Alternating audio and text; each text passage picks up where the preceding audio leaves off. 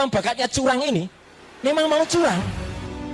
Jadi tampaknya dia tidak menggunakan mikrofon berkabel, dia kemudian tampil menggunakan jaket, yang jaket itu kemudian diletakkan di atas untuk menutupi sesuatu.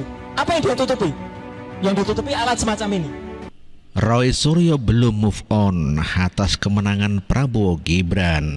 Terbukti sampai sekarang Roy Suryo masih mempercayai kalau Gibran adalah curang. Ya, memang kalau curang ya curang, itulah kata Roy Suryo. Memang mau curang. Jadi tampaknya dia tidak menggunakan mikrofon berkabel. Dia kemudian tampil menggunakan jaket, yang jaket itu kemudian diletakkan di atas untuk menutupi sesuatu. Apa yang dia tutupi? Yang ditutupi alat semacam ini. Ya, ini menampilkan alat yang disembunyikan ini di wireless neck begitu ya. Headphone. Ini bisa dikoneksikan dengan headphone, disembunyikan di baliknya dan bisa mendengar instruksi. Jadi sama saja, si Samsung itu masih tetap di feeding. Asam sulfat masih tetap di feeding. Hanya sayangnya waktu itu saya sudah usulkan harusnya diperiksa sama Pas Pampres. Kami tidak memeriksa, kami tidak berhak memeriksa anak presiden. Ya sama kayak MK. MK tidak berani mengundang kepala negara, tapi yang diundang adalah menteri-menteri. Itulah Roy Suryo yang masih saja mempercayainya adanya kecurangan yang dilakukan oleh Gibran atas mic neck ya, di leher ya, mic yang di wireless neck yang disembunyikan dikarenakan dikatakan kalau ada yang membisiki di saat debat kemarin. Ya, sampai sekarang belum move on ya Roy Suryo ya, begitu ya. Roy Suryo memang pandai mengkritik dan pandai mengkritik Gibran. Namun demikian dia sendiri tidak pandai. Nyanyi Indonesia Raya saja tidak hafal, tidak bisa.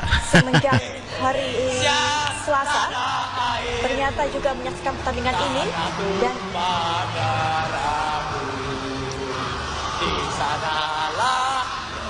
tanah airku. Berhafal.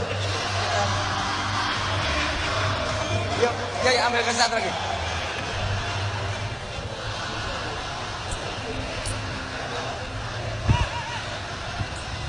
Yuk, tepuk tangan.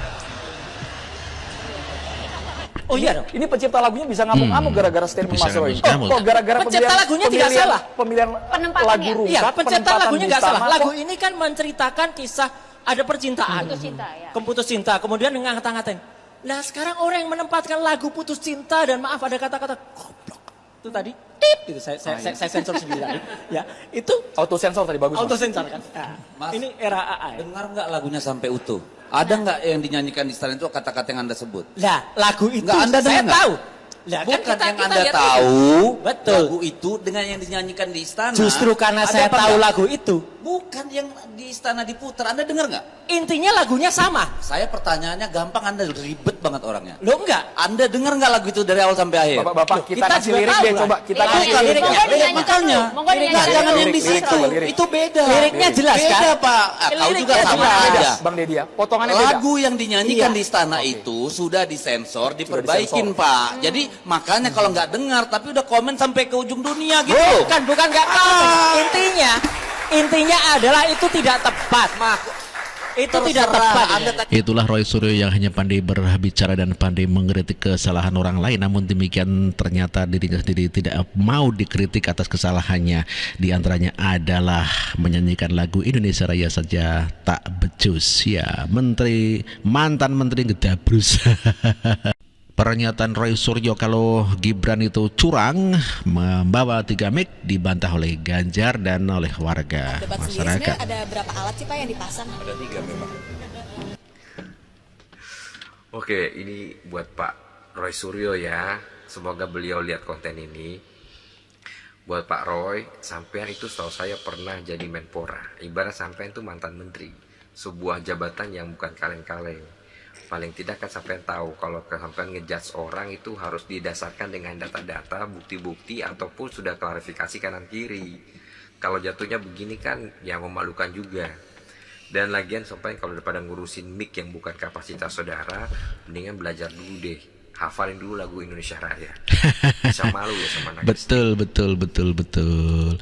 Disuruh belajar dulu nyanyi Indonesia Raya agar tidak malu sama bocah SD begitu Mas Bro. Tweet Roy Suryo juga dibahas pendukung 02. Tweet Roy Suryo yang ngebahas soal mic-nya Gibran pas lagi debat cawapres, itu dia pakai 3 mikrofon katanya.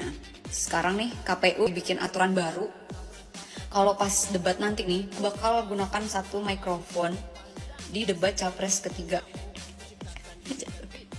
Berarti kan hasil cuitannya dia di Twitter itu kan didengar gitu kan sama KPU. Keren. Apalagi yang sebenarnya yang gue agak ngeri tuh di luar Roy Suryo ini ya, ada hoax seputar pemilu. Jangan gampang percaya sama berita-berita yang emang dirasa tuh nggak masuk akal gitu kan. Kayak tadi tuh, selama gue hidup tuh ya nggak ada tuh acara debat istri capres cawapres sebelum pemilu. Itu kan kayak debat istri capres cawapres. gue takut. Udah. Jadi belum pernah ada ya debat capres istrinya, maksudnya itu mau menyerang Prabowo dikarenakan Prabowo tidak ada istri, barangkali begitu. Roy Suryo mau menyerangnya begitu ya. Parah. Faktanya, ya memang ada capres nomor 2 yang pakai 3 mic. Saya sisa. Saya pikir Roy Suryo ini adalah orang yang lucu ya. Lucu begitu dan ya. Setiap kata-katanya itu selalu gak masuk akal, gak masuk logika ya. Saya pikir Roy Suryo ini sedang mimpi kali ya. Dan saya pikir ini adalah bentuk ketakutan dari sejumlah besar orang yang tidak suka kepada Gibran, yang membenci Gibran ya, sehingga mereka menebarkan isu bahwa mungkin ini Gibran itu dibisikkan oleh orang lain ketika dia dalam debat cawapres kemarin, makanya dia menggunakan headset atau headphone atau apalah segala macamnya ya, dan sampai menggunakan 3 mikrofon. Dia dibisikkan oleh orang lain, makanya debatnya sukses seperti itu ya. Saya pikir ini bentuk ketakutan dari mereka ya. Mereka takut bahwa Gibran nantinya akan menang dalam kontestasi pemilu 2024 mendatang hanya 1 kali putaran. Makanya mereka menebarkan isu itu. Karena apa teman-teman? Ini nggak masuk akal. Bagaimana mungkin ya, saya tanya teman-teman, bagaimana mungkin Gibran itu bisa mendengar ya orang lain berbicara kepada dia, sekaligus di waktu yang sama dia itu berbicara, menyampaikan apa yang didengar itu. Nggak mungkin ya. Saya pikir ini juga akan, karena kalau misalkan itu benar ya, kalau misalkan itu benar Gibran dibisikkan dan dia bisa menyampaikan apa yang dia dengar itu kepada publik, maka saya pikir ini justru menjadi pujian bagi Gibran, menjadi apresiasi bagi Gibran. Ternyata Gibran itu adalah manusia setengah dewa ya. Ya, mohon maaf. Saat yang sama otaknya itu bisa menerima informasi, bisa mendengar informasi, pada saat yang sama dia juga bisa menyampaikan informasi itu kepada orang lain di sekitarnya. Dalam waktu sepersekian detik ya, ketika ia ditanya dan ia mendengar informasi, kalaupun memang benar ya, ketika ia ditanya oleh calon yang lain, maka ya saat itu juga dia mendengar orang lain di headsetnya berbicara kepada dia, memberikan jawaban. Dan pada waktu yang sama sepersekian detik dia harus menjawab semua itu dengan sangat lancar. Ya, itu kan sungguh luar biasa. Itu membuktikan bahwa Gibran itu adalah manusia setengah dewa. Kalau memang itu betul. Tetapi kan ini enggak gitu. Faktanya enggak seperti itu ya. Ini hanya angan-angan belaka saja. Sekarang saya tanya teman-teman, apakah kalian bisa ya berbicara, berpidato, debat di depan publik itu sambil mendengarkan orang berbicara tanpa ada jeda sepersekian detik pun ya? Enggak akan mungkin, karena otak kita itu enggak didesain untuk itu. Jadi saya pikir Roy Suryo ini, saya pikir ya jalan pikirannya sesat gitu ya. Dia menebarkan kesesatan berpikir kepada orang lain ya. Dan untuk teman-teman yang percaya tentang isu itu, saya pikir juga Anda sama seperti Roy Suryo yang tidak memiliki cara berpikir yang sehat, cara berpikir yang baik, akal sehat yang baik. Iya, cara berpikirnya Roy Suryo adalah sangat sesat dan tidak bisa dipercaya. Dan memang demikian karena Roy Suryo punya penyakit ya, penyakit hati dan penyakit iri. Barangkali begitu Mas Bro.